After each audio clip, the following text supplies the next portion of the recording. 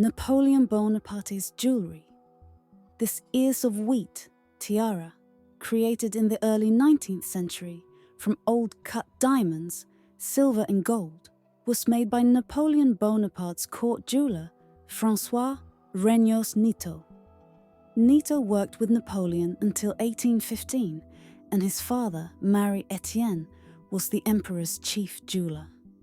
The theme of wheat ears was popular in jewellery from the time of the First French Empire, symbolizing fertility and prosperity. The tiara belonged to Pauline Bonapart, Napoleon's second sister. She is depicted in a painting by Jacques-Louis David, where she is depicted in a row of sisters and daughters-in-law behind Empress Josephine. Although Pauline did not have children of her own, the tiara was passed down in the family and has survived to the present day. In 1703, Pauline married Prince Cameo Borghese and became Princess of Sulmona and Rossano. The ears of wheat from which the tiara is made were popular due to archaeological finds in Pompeii and Herculaneum. These images inspired Parisian jewelers. The tiara has nothing to do with Russian images, although there are many jewellery with Russian roots in Europe. The tiara ears is made with great skill and decorated with diamonds and pearls. It is disassembled into several parts and can be worn as hairpins, brooches or tiara, in various variations and with a different number of ears. The stated value is from 440,000 to 650,000 Swiss francs. The diamond necklace, Napoleon, is a vivid example of Empire-style work. The Empire style, which flourished in the era of Napoleon Bonaparte, is characterized by grandeur, monumentality, and abundance of precious stones. The court jeweller of the Emperor Etienne Nitto embodied the ideals of this style in his works, creating, for example, a diamond necklace, Napoleon.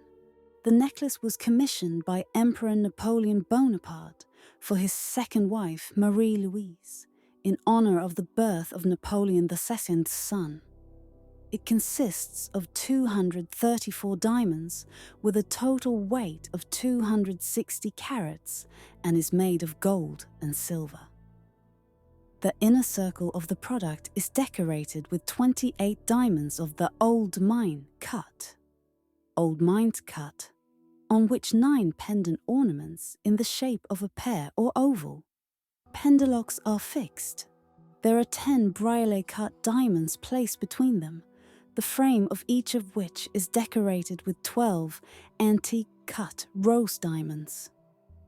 After the fall of Napoleon in 1814, Marie-Louise returned to her Habsburg family in Austria, taking the necklace with her. For 134 years, it remained in the ownership of the family, being inherited. In 1948, Prince Franz Joseph of Liechtenstein sold the necklace to a French collector, and in 1960, Harry Winston acquired it and sold it to American businesswoman and socialite Marjorie Merriweather Post. 2 years later, Post presented the necklace to the Smithsonian Institution, where it is on display in the Gemstone Gallery of the National Museum of Natural History. The sapphire parure, consisting of 9 unique items, will be put up for sale on May 12th as part of the magnificent jewel sale at the Four Seasons Hotel de Bergues in Geneva. The set, created in the early 1800s, includes a tiara, a necklace, a pair of earrings, 2 pendants, a brooch, a ring and a bracelet, as well as a precious crown from the previous post. These lots, containing 38 Ceylon sapphires, will be sold individually to the highest bidder. The history of parure is especially significant, as this year marks the 200th anniversary of the death of Emperor Napoleon IV. These jewels, without the crown, belong to Empress Josephine de Beauharnais. Napoleon's first wife. Josephine first married Viscount Alexandre Beauharnais, a French noble general executed by guillotine during the Revolution. Their union produced 2 children, Eugene and Hortense, whom Napoleon adopted by marrying their mother in 1796. A few years later, he also adopted the young Stephanie de Beauharnais, Princess Grand Duchess of Baden, 1789 to 1869, niece of Empress Josephine's first husband, who married Grand Duke Charles of Baden in 1806. Josephine gave the sapphire parure to her daughter Hortense, Queen of Holland from 1806 to 1810. When the empire collapsed, Hortense had to go into exile and buy a small Arnenberg castle in Switzerland. The documents of Queen Hortense say that she took about 3 million worth of jewellery with her into exile, and among them were 2 sapphire sets. Every year she sold jewellery and invested money. All transactions except for 1818 are described in detail. It is believed that this sapphire parure was purchased from Hortense by her sister Stephanie. The second sapphire set was bought by King Louis-Philippe of France in 1821 for his wife, Queen Maria Amelia of Naples. But this is a separate story. After Stephanie's death in 1860, the jewellery was inherited by her daughter, also named Josephine, Princess of Hohenzollern-Sigmaringen. It was she who transformed the belt, a fashion accessory in the time of Napoleon, which was worn just below the neckline in full empire style, into a tiara and bracelet that we can admire today. When the set was inherited by one of Josephine's children, Leopoldo, who married Infanta Antonia of Braganza of Portugal, it was the moment when de Beauharnais' legacy intersected with that of the Portuguese royal family. It was Antonia who paired the set with a sapphire tiara crown that belonged to her mother Maria de Gloria, Queen of Portugal. Antonia's husband Leopold bequeathed the jewellery to his eldest son William in 1905. Now the parure is being sold by one of Prince William Hohenzollern's descendants. The crown tiara was obviously inherited by the descendants of Johann Georg Hohenzollern.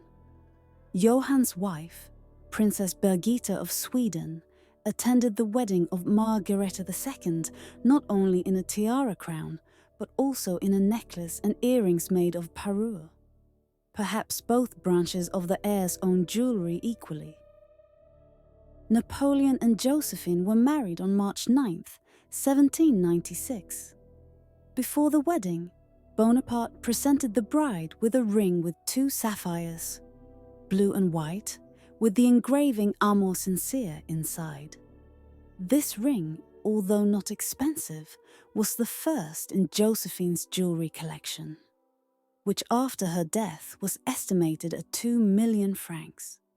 Josephine, known for her extravagance, surpassed even Queen Marie Antoinette. She had huge demands and suffered from shopaholicism.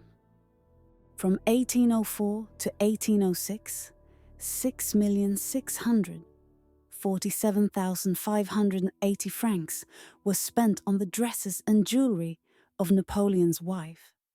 However, her generosity saved impoverished jewellers who lost their jobs after the French Revolution. Today, Josephine's jewellery can be seen in the Louvre, private collections, and at the ceremonial receptions of the royal families of Europe. The ring that Napoleon presented to Josephine was auctioned by Osenard from the collection of Prince Victor Napoleon, the Emperor's great-nephew. The auction in Paris exceeded expectations. Initially, the estimate of €8,000 extended the auctioneer's imagination to 12 to 15,000. A serious battle for the gift of the groom general ended with an enchanting sum of €896,000. Tiara Leuchtenbach, The sapphire parure, created by Parisian jeweler Marie-Etienne Nito, is a wedding gift from Napoleon to Princess Augusta Amalia of Bavaria, Duchess of Leuchtenberg. In 1706, she married Bonaparte's stepson, Eugène de Beauharnais. The Leuchtenberg parure has become an important element of the Swedish royal family due to its history and significance. The daughter of Amalia and Eugene, Josephine, at the age of 16 became the wife of the future King of Sweden and Norway, Oscar I. The sapphire set arrived in Sweden as a dowry of the granddaughter of the ex-empress. Since then, the Leuchtenberg parure has become an integral part of the Swedish royal family, being passed down from generation to generation. Queen Josephine, who brought the jewellery to Sweden, bequeathed the set to her grandson, the future King Gustav V. His wife Victoria and the next Queen Louise also wore the Leuchtenberg sapphire parure. Acting Queen Sylvia actively uses parure in her outfits, combining bright blue sapphires with various colours. The Swedish Queen is regularly seen by the world at the Nobel Prize ceremony wearing this tiara. Initially, the parure included 11 sapphires of different sizes located along the upper edge of the tiara. At the bottom were diamond flowers and honeysuckle leaves, popular in the first half of the 19th century. As an alternative to sapphires, pearls were used in the kit, which made it easy to turn the parure into a diamond pearl one.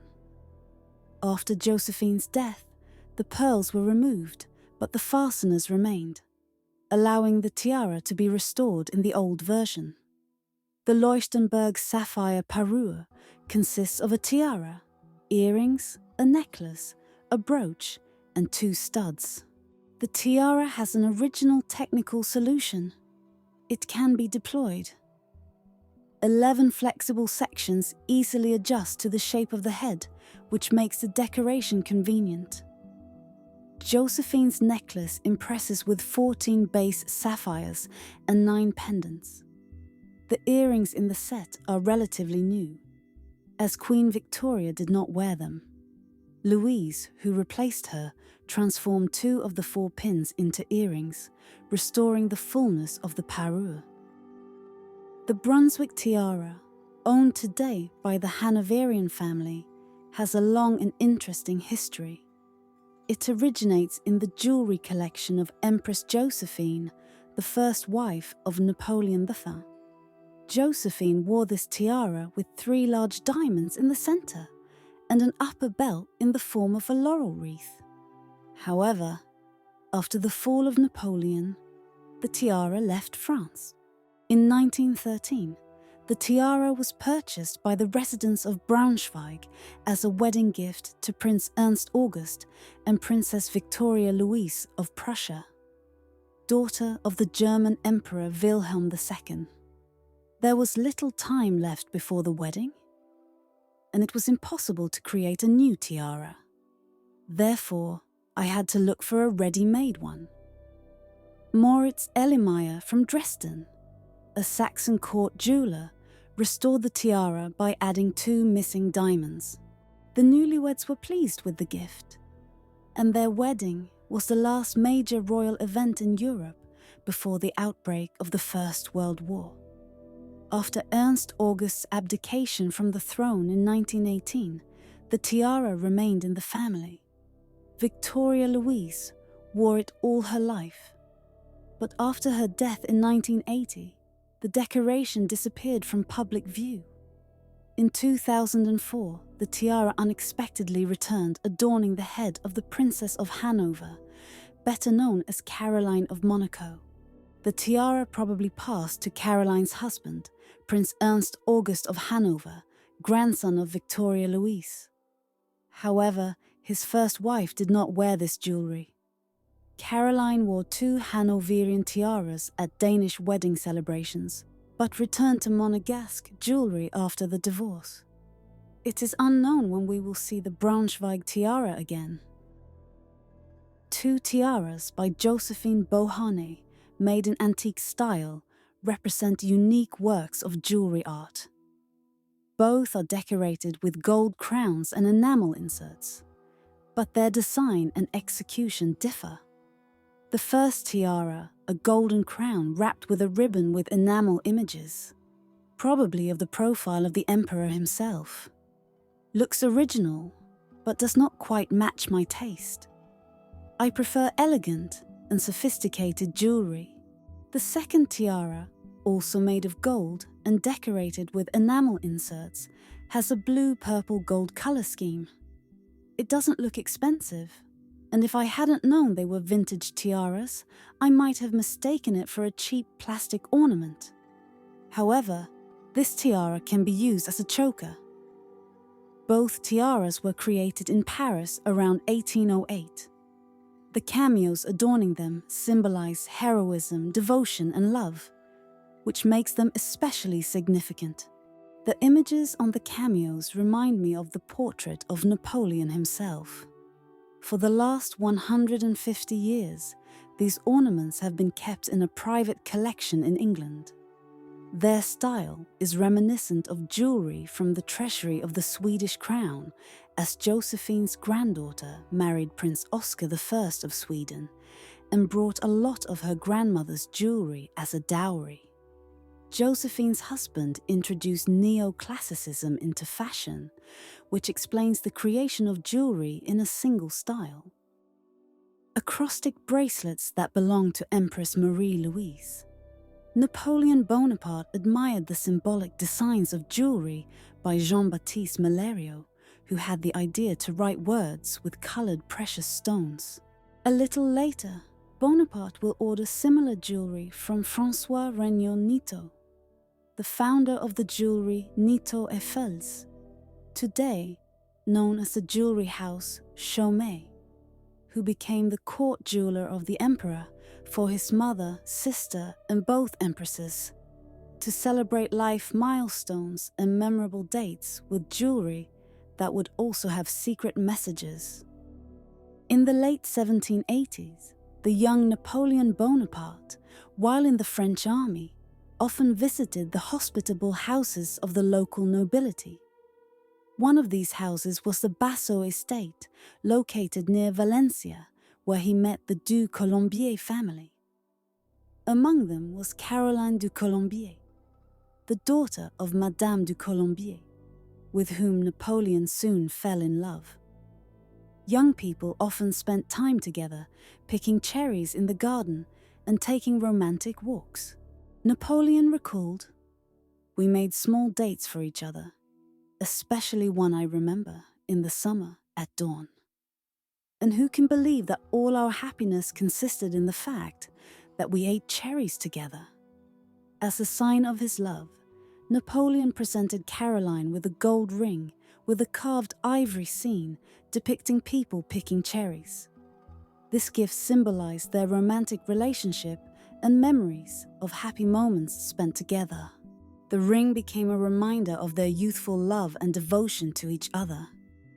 The tiara, which belonged to the last Empress of France, Eugenie, wife of Napoleon III, is one of the most impressive examples of jewellery art of the 19th century. Created around 1853, it is a magnificent combination of diamonds, silver, gold, and pearls. The tiara consists of several levels, each of which is decorated with exquisite stones. The central element is a large diamond surrounded by smaller diamonds, forming a shining halo. On the sides, there are elegant silver threads decorated with pearls and small diamonds. This tiara is not only a symbol of luxury and elegance, but also an important historical relic. It belonged to a woman who played a significant role in the political life of France, supporting her husband in his quest for power and modernization of the country. The tiara, which belonged to Napoleon's adopted daughter, Stéphanie Beauharnais, is an outstanding piece of jewellery. In 1924, the tiara was slightly redesigned for Princess Marie-Josée, to match the fashion trends of the time and be worn on the forehead. This elegant tiara, decorated with precious stones and pearls, attracted the attention of collectors and historians, which led to its sale at Christie's auction in 2007 for the impressive sum of $85,190. Napoleon was deeply impressed by the grandiose conquests of ancient Rome and their cultural heritage. He was particularly attracted to the Romanesque style, which was distinguished by a rich decor using laurel and oak leaves, garlands, eagles, swords, and torches. In honor of his achievements, Napoleon ordered the manufacture of a golden laurel wreath, which cost the treasury 8,000 francs. However, after its fall in 1819, King Louis XVIII ordered the destruction of this symbol of power. Nevertheless, numerous copies of the laurel wreath have been preserved. The only authentic part of the original crown is a single leaf that fell from Napoleon's head during the painting of his portrait by the court artist Jean-Baptiste Isabey. Napoleon asked the artist to keep this sheet, and Isabey reverently complied with his request. This leaf became the only surviving part of the imperial laurel crown, recalling the greatness and ambitions of Napoleon. It symbolizes his desire for fame and respect for the heritage of ancient Rome. Thanks for watching. If you liked the video, subscribe to the channel and like it. Thanks.